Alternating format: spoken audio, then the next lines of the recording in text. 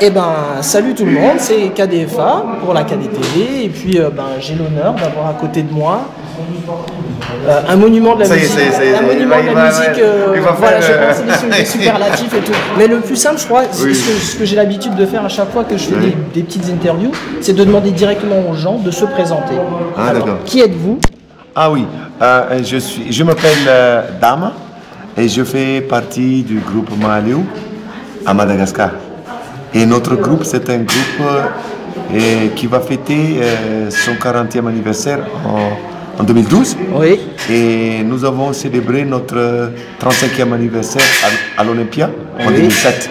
Effectivement. Et nous faisons surtout des chansons à texte et sur la vie de Madagascar, sur tous les aspects de la vie de Madagascar. Et pour ceux qui ne connaissent pas la musique de Mahalé ou qui ne connaissent pas cette musique, c'est plutôt une musique, vous l'avez dit, engagée à texte. Oui, mais c'est une musique le type. Oui, genre. le genre. Alors, voilà. Parce que quand on parle de, par exemple, peut-être vous n'aimez pas qu'on parle de genre, peut-être. Bon, alors, par exemple, si on parle de Jamaïque, on dit reggae. Ouais. Afrique, soukous. Mais à Madagascar, c'est vraiment notre musique, c'est la musique urbaine, musique urbaine. D'accord. Mais qui s'inspire de la musique actuelle, moderne. Oui. Et aussi qui s'inspire de la musique du terroir, des villages. Mm-hmm. Donc c'est un mélange un peu de un assemblage. Un assemblage, mais un peu comme la culture, la culture de Madagascar, qui est un assemblage, quoi. Oui. Mais je pose aussi la question parce que je vois qu'il y a une guitare à côté. La guitare est jamais très loin de Mahalé ou la guitare n'est jamais très loin de Dame. Oui. Et parce que le groupe est né dans les années 60. Oui. Et là, c'était les temps de protest song. Oui. Et donc, ça nous a inspiré le fait de raconter la vie quotidienne des gens et de dénoncer aussi les inégalités au niveau de la communauté, de la société. Ouais. Donc pour nous c'est plus facile avec une guitare acoustique de raconter. C'est pour ça souvent moi, aux personnes qui ne connaissent pas la musique de Mahalé ou qui ne connaissent pas et quand j'essaye humblement de présenter cette musique, je parle souvent de folk, je parle de Bob Dylan, je parle de ce genre d'artistes pour donner un repère à ceux qui ne connaissent pas. Parce c'est quelque chose dont vous vous reconnaissez un peu ou pas? Oui, parce que Bob Dylan, on écoute beaucoup Bob Dylan et on écoute aussi Brassens. Oui. Mais on écoute aussi les musiques du terroir de chez nous. Oui. Donc c'est tout ça, tous ces qu'on appelle ça, ces acquis musicaux. Mm-hmm. C'est ça l'influence de la musique de Mahalé. Mélange des musiques de Bob Dylan, de Brassens, musique de Sudaf, musique. Et aussi avec ce qui se passe dans les villages, la musique du village, qui ne sont pas des musiques traditionnelles, parce que ce sont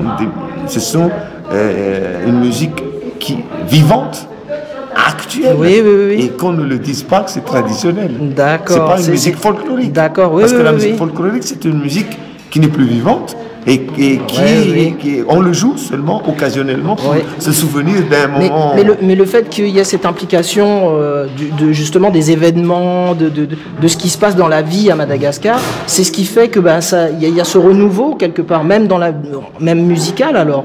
Oui, parce que c'est ancré dans l'actualité, quoi. C'est ça que je veux dire. De toute manière, tous les artistes qui créons notre musique, nos textes, nous ne vivons pas dans la lune.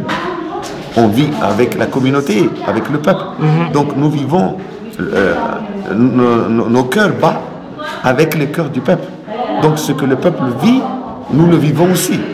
Donc ce que nous racontons reflète ce que le peuple vit. Et en termes de peuple, en plus, vous parlez en connaissance de cause parce que vous avez une histoire. Vous étiez impliqué politiquement dans la vie, dans la vie de malgache, quoi. C'est-à-dire que vous étiez député, Oui, j'étais dans les années 90, j'étais député indépendant à l'Assemblée nationale, et puis aussi dans les années 90 et aussi dans les années 1999. Oui. J'étais député aussi à la campagne.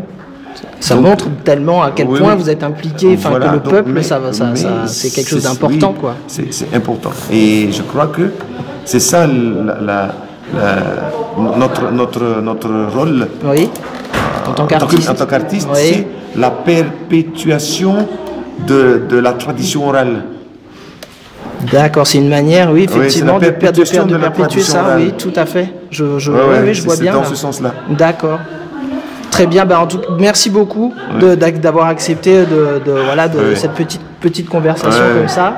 C'est vraiment très très gentil, je suis très très honoré, c'est vraiment une fierté pour moi que de vous rencontrer, parce que vous faites partie du patrimoine, vraiment dans le sens noble du terme, et pas le côté historique, mais voilà, et voilà, tout simplement, merci beaucoup. Et puis, voilà. Moi, je suis très content de poser. C'est pas mal, ça. D'accord. Merci encore. Et puis, tout ça, vous retrouvez tout ça sur le compte YouTube et puis sur la KDTV, bien entendu. Voilà. Merci à tous. Au revoir. C'est bon. Ouais, impeccable. Merci beaucoup.